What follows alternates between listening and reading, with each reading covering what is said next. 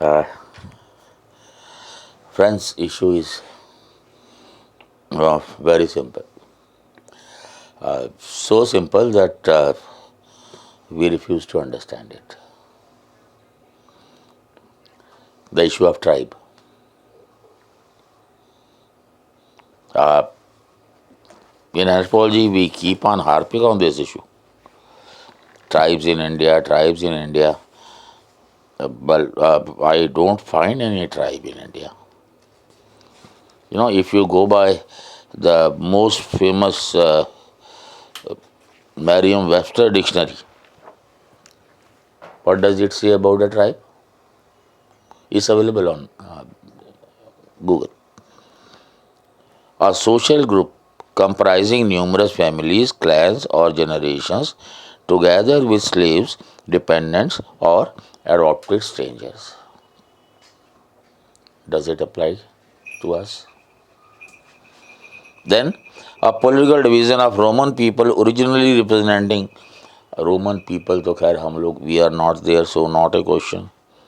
Then a group of persons having a common character, occupation, or interest, that can be caste also. A category of taxonomic classification ranking below a subfamily, that will be biological. Also a natural group irrespective of taxonomic rank, that's too vague. Synonyms of tribe are blood, clan, family, folk, house, kin, kindred, kinfolk, line, lineage, people, race, stock. What do you get out of it? All of us do agree that the term tribe, it is a colonial construct. And all of us agree that the term caste also is a colonial construct. We know, all of us, that it is derived from the Portuguese casta. But it was first used by the Spanish to label their colony people. And the British used in India, caste and tribe both.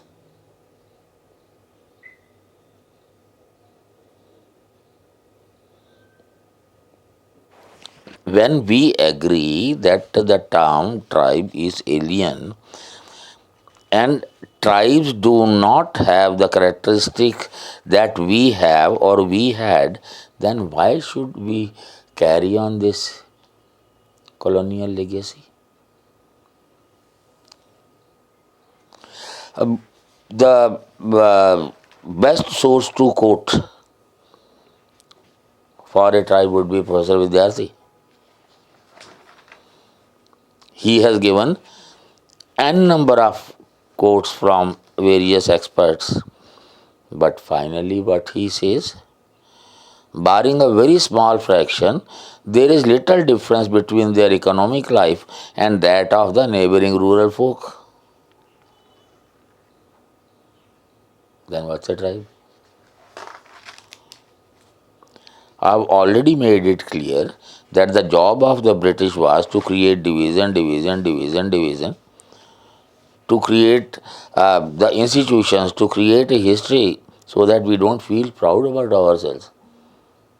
Most of us won't agree because you won't digest, because what has been taught to us for the last 3-4 generations. How can that be wrong? This is the logic which is given. Then anthropologists, or rather maybe all academicians, they have a very poor habit. If you seek suggestion from somebody to evaluate a particular thing, they will tell you to consult this source, that source. You must evaluate what you have in front of you, not scribe or divide. No discussion on caste can be complete without Guru. No discussion on tribe can be there without Vidyarthi. The issue is whether that is particularly relevant or not. So the tribes which are called in India, we do not have any characteristic and any relevant institution that you can call a tribe. And one thing that I think all of you must have read this book, the dictionary, Macmillan Dictionary, makes it very clear. Anthropological study of African peoples show that the colonial concept of tribe as an ethnically, linguistically, culturally, political, autonomous and self-conscious unit was a gross oversimplification of the complex panorama of inter-ethnic regional social relations of pre-colonial Africa. The realization of the artificial nature of the concept of tribe generated a rejection amongst anthropologists and also amongst African politicians and intellectuals who began more and more to question the relevance of the concept for the interpretation of the contemporary African social and political organization. Thus, modern anthropologists prefer to employ the notion of ethnicity and inter-ethnic relations in order to analyze and interpret what are indeed very real problems of intergroup conflict, but which are not fully conceived of in terms of tribalism.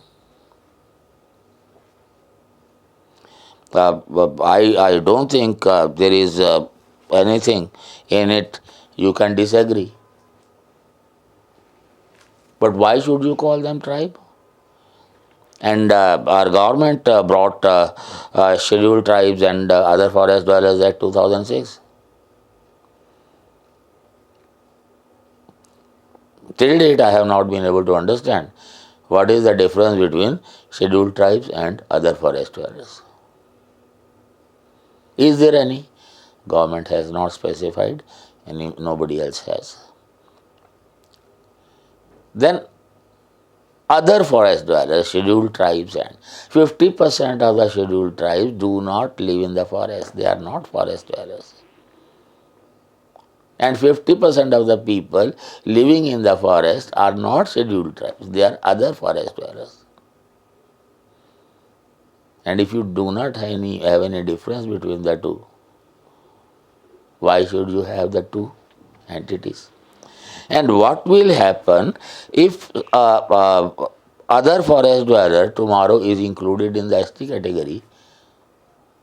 What will be the difference in the rights and duties of?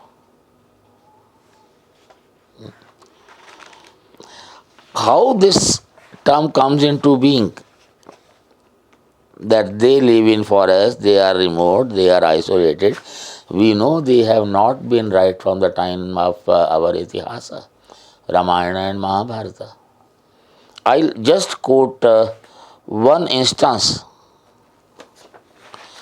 very interesting in the history given by Ibn Battuta. All of us, we know his name at least because of that Guljar song. Irony is that our medieval times historians, they have been given no place in the history writing by the people today. They wrote, I am quoting Ibn Battuta from this book, Tughlaq Kaleen Bharat, Volume 1, translated by Sayyid Athar Rizvi, 2016, page 238. I wish if I could scroll it also. He translated from Persian to, this is Urdu mixed Hindustani, you can say. I have translated for you into English. What does he say? In Hindustan, Kafis and Muslims dwell in mixed localities and Muslims remain victorious over them.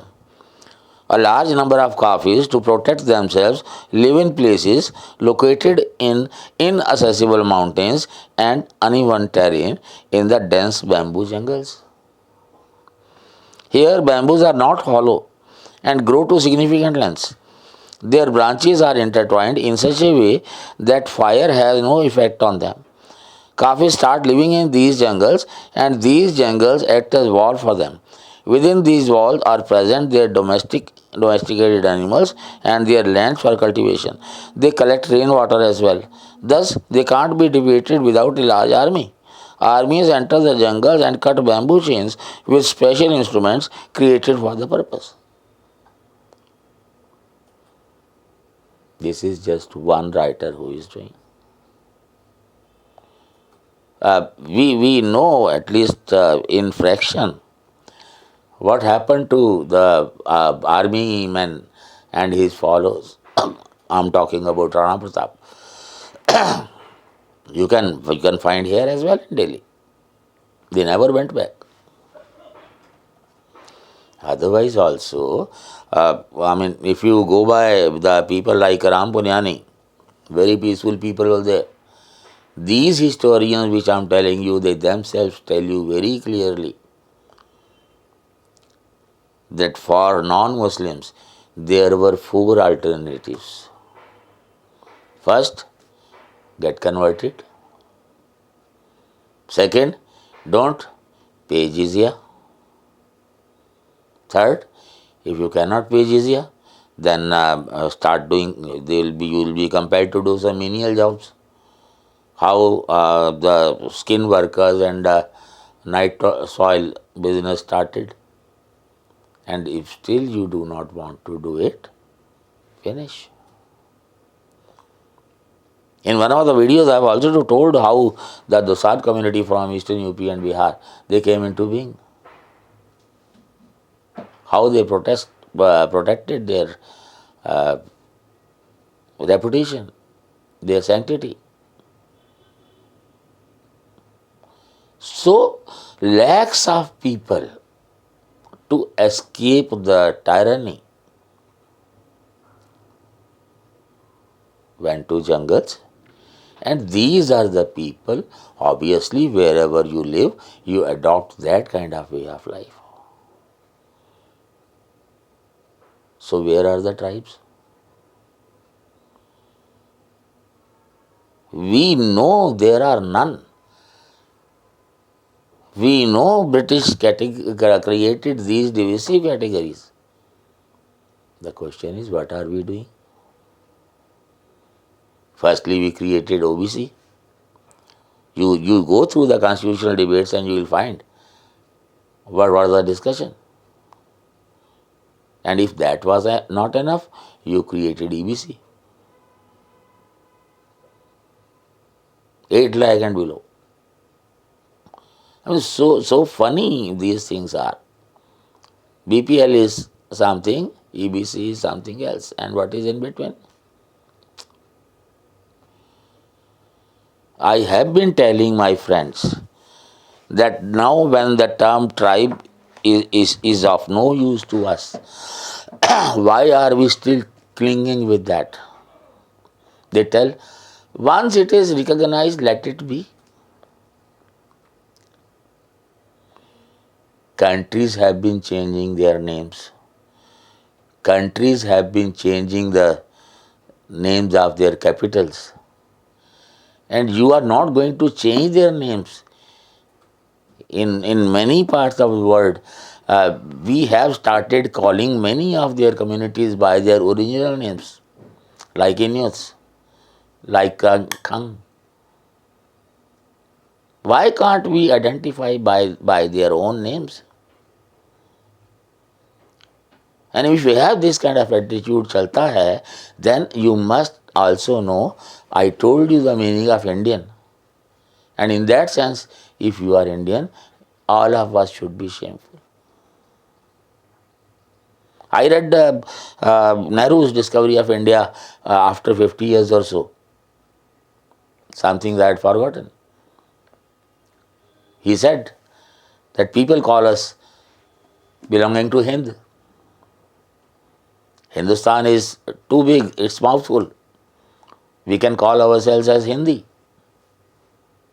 But you attach it to a language.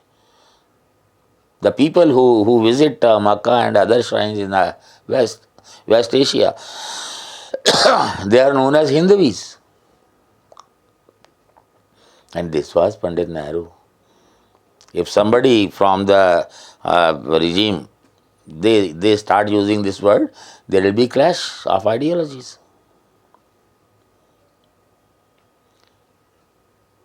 So tribe is a colonial construct. Caste, the way you look at it, it was never a part of us. I'll explain in the next video. Indians, we definitely are not.